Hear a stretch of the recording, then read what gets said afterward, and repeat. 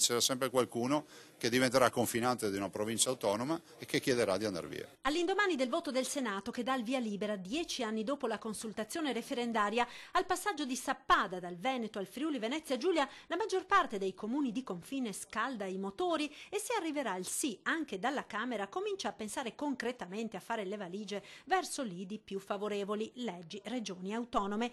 Un desiderio che accarezzano non solo quei 17 comuni veneti che attraverso un referendum già si sono espressi per il cambio di regione, dalla Monna ad Asiago a Cinto Caomaggiore, ma anche altri territori di confine della Marca Trevigiana che guardano con desiderio oltre Livenza, da Fregona a Porto Buffolè. Ed il rischio che il caso Sappada inneschi un effetto domino di fuga dal Veneto pare sempre più concreto, aspetto che getta benzina sul fuoco della campagna referendaria per l'autonomia del Veneto. Se non hai l'autonomia te la vai a cercare.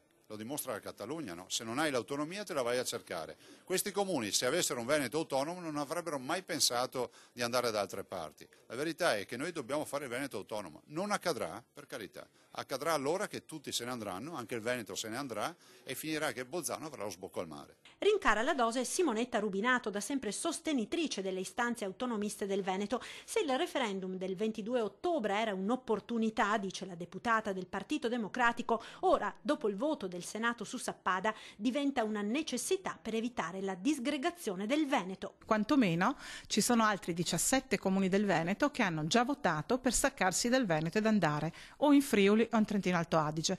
Una risposta va data anche a questi. A mio parere questo effetto slavina, lo dico da tempo, si può fermare soltanto con il riconoscimento del Veneto autonomo.